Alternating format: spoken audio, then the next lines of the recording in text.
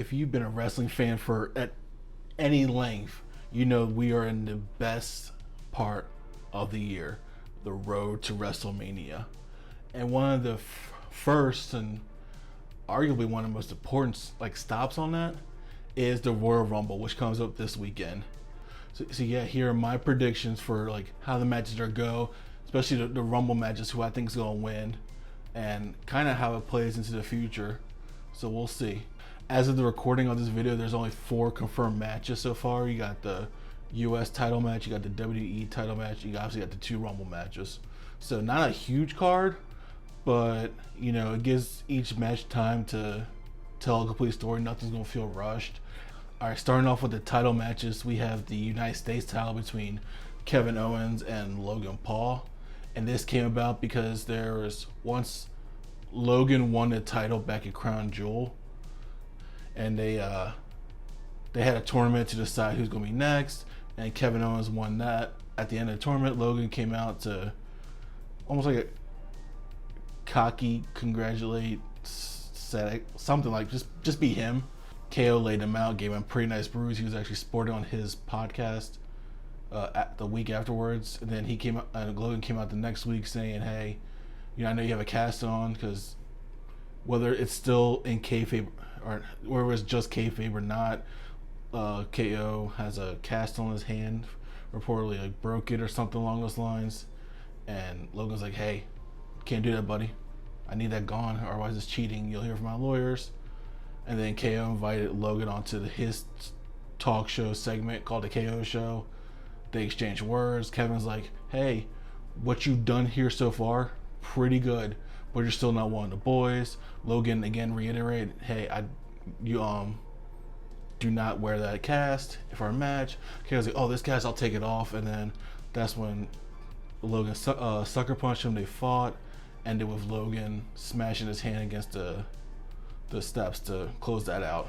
So given that and the talent involved with it, because Kevin Owens is fantastic. He's main event the last 2 night ones of WrestleMania at 38 with Stone Cold, and 39 with him and Sammy versus the Usos. So I expect nothing less than great from him. Logan Paul, say what you will about him, you may not like him, but he can go in the ring. He is fantastic. And I'm probably in the minority here. Logan's done what he's needed. I like his reign. He's done what he's needed to do. Do I wish he'd show up every now and then a little more? Yeah, obviously. You won't always want your champions up. Just that's the SmackDown's problem. Both their top champions are never there, but that's neither here or there. But yeah, Logan and Kevin go. I expect this to get plenty of time. I expect this to tell a story, all that kind of stuff. And I expect Logan Paul to be the winner. Because if you look back at last couple Logan matches, especially big ones, there's always been some weird interference, or some of his boys or somebody else whatever comes out interferes. So I expect that the same. I think whoever comes out for him is going to come out and cost KO the match, and Logan Paul retains, takes the title into, at the very least, Elimination Chamber, but most likely Mania. For next match, we have the WWE Universal Undisputed Championship. So we have champion Roman Reigns taking on LA Knight, AJ Styles, and Randy Orton in a fatal 4-way. The build's been pretty good. It's just, you never like going into a major defense, kind of knowing what's going to happen. And it's a very similar issue to what Logan Paul's had, as what Roman Reigns had is, interference outside of that. Family comes in, boom, boom, shaboom, champ retains. Now, I do see Jimmy and Solo making a presence known, but I would like this to go differently. I would like to see him get taken out early, because the past couple of weeks, basically all 3 opponents of Roman, AJ, LA Knight, Randy Orton, have gotten their hands on him, taking him out one way or the other. Even a contract signing that last week that ended with Randy Orton standing tall over Roman. I like to see him get taken out early. They can still be used, but just make sure that's not the ending. I believe it will help so much if Roman just wins this by himself. Just at the end of the day, it's him obviously taking advantage of the distractions. It's a fatal 4-way, so it can be any number of finishes. LA and AJ Styles are clearly heading towards a one-on-one feud, so look for that to play. Roman takes advantage of that, but you can see where I'm going with this. There's no other answer here than Roman retaining. I don't think this ends the show, unless, it's a big if, unless like you have a return of The Rock or something like that's literally the only way this, I think this ends the show. Other than that, I see the men's Royal Rumble main eventing this. There's too much juice in that to kind of throw it in. Unless the Brahma Bull, the great one, comes back himself and stares down Roman at the end, this ain't main eventing. But yeah, give me Roman to retain, and with him reportedly, I'm not a huge dirt sheet fan. For him reportedly not being at Elimination Chamber next month, he'll carry the title into WrestleMania. All right, let's go to the women's Royal Rumble match. So I listed a couple of people who, I listed females who have an outside shot to win. I don't necessarily think they're gonna win, but if WWE pulls a swerve and like do that, I can see why. I can justify it in my head. All right, so let's go first. Let's go Liv Morgan, who's been out with a injury, legal trouble, or all that kind of stuff. But they want to do the surprise. You can do Liv Morgan. There's history there with Rhea. They were a tag team. They were betrayal, and Liv and Rhea were the last two in the Rumble last year. So you can tell that story of how she came close, and then next year she got it. Not the most eye-popping option, but there's a story there if they want to justify going that route. Next we have Nia Jax, who has been dominant since her return. If this makes sense, you know, she is the tallest, you know, biggest woman there. Nobody can throw her out. Becky alluded to as much on Raw, saying, you know, people, the women in backstage can't get on the same page long enough to throw her out. You can tell that story. Nia Jax, Rhea, two powerhouses at Mania. It's there if they want to go that route. You can do Asuka, who has the pedigree to win this. She's won it before. She won the first one in 2018, I think it was. And anytime Asuka wins a big thing, it's believable because of who Asuka is. And you can tell an in-house fight story. You can tell an in-house fight story within Damage Control between Asuka and Io, and we have enough time to get there for it to make sense. I didn't even put this in my notes. Also, one more, it's kind of along the same ways as Asuka, as it's believable anytime they win a big match to go on Mania match. Bianca Belair, just because of the pedigree, the star power, all that stuff. If Bianca won, it wouldn't be the most exciting choice, but it can be made to make sense. But with that being said, this is a 2-women race for me.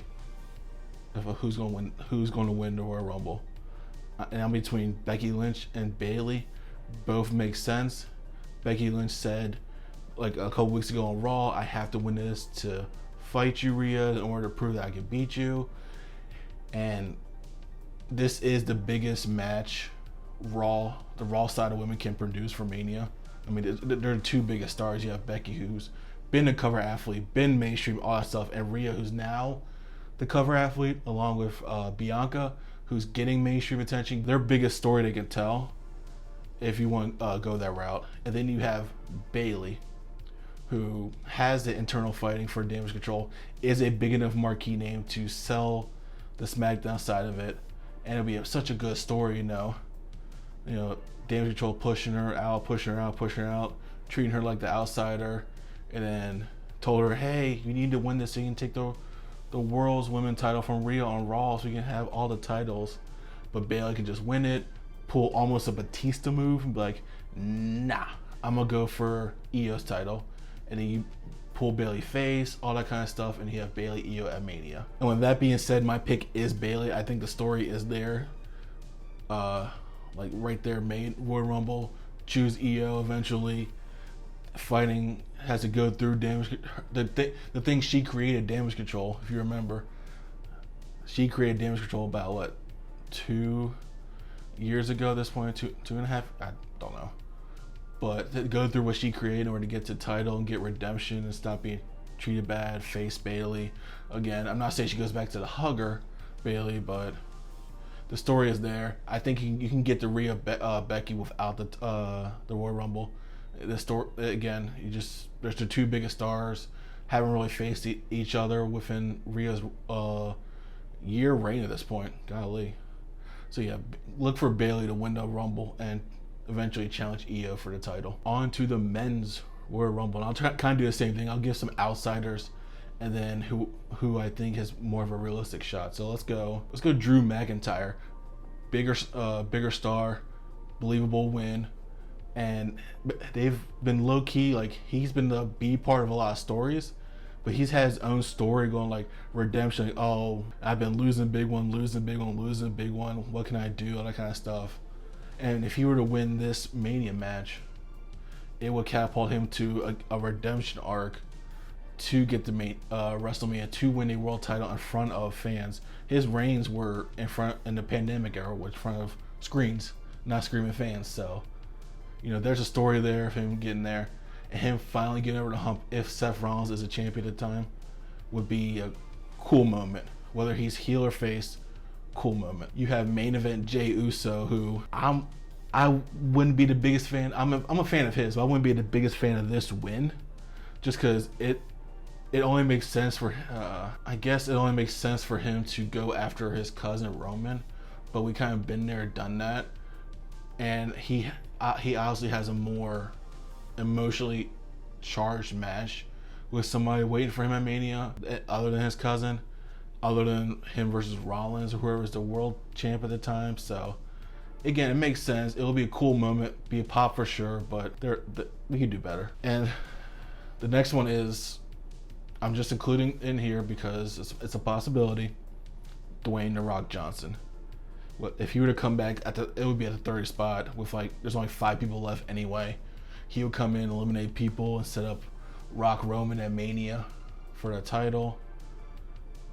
With all the outlets on ESPN, all that kind of stuff, with him talking about, a match is possible. It's gonna happen. It's just gonna happen. Does it happen this WrestleMania? Maybe. Does it need the Rumble? Absolutely not. I mean, they wasted a Rumble before on a Rock match when Cena won it in 2013 to set up the WrestleMania 29 match. So it's been done. There's precedent. It's possible. The next one is pure fantasy booking. That's Okada from New Japan, with him officially leaving the company at the end of the month, and with already scheduled appearances in the United States even before that contract's over.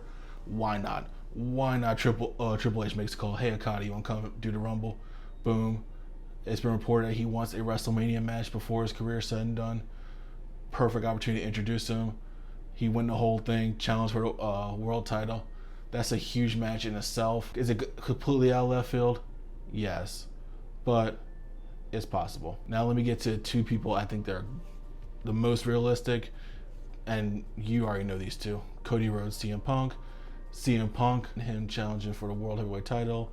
Rollins and Punk have that feud already belted in. It makes the most sense. It would be the biggest headlines given everything within.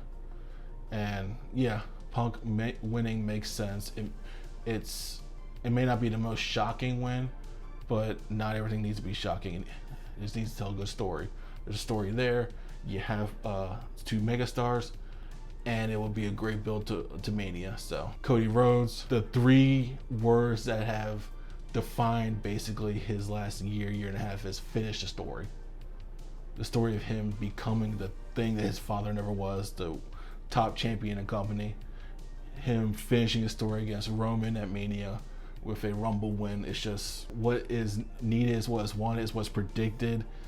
And again, just because it's predictable doesn't mean it's bad. It's marquee. They teased it back in October, November, when Cody Rhodes, I think, was randomly on. No, that's when they were champions. When they defended the titles on SmackDown. So it's October-ish, I think it was, or something like that. That's probably the way to go. And with that, my winner is Cody Rhodes. I think the story is too grand. It's mainstream at this point. he's a cover athlete, so you can use that for also for 2K, and it just makes most sense. And I like things that make sense. So give me Cody Rhodes to win the men's Royal Rumble. So those are my predictions. Give me Roman, give me Logan, give me Bailey, give me Cody. I almost made that rhyme, but still, give me that. And with that, I'm looking forward to the Royal Rumble. Is usually a safe show to be spectacular. I was fortunate to go to one Alamo Dome. It was awesome in person. It was great watching it back. I expect this year to be no different. And like this one, the Mania kicks off, the Mania storylines, all that kind of stuff. So it gets my juices flowing, and I can't wait. But let me know what you were thinking in the comments below. Do you agree? Do you disagree? You have somebody else? You have another surprise entrant? Let me know down below. And yeah, thank you for watching. Go ahead and like, subscribe. It helps the channel, helps me grow. And I'll talk to you next time. I'm Heartfelt. Peace.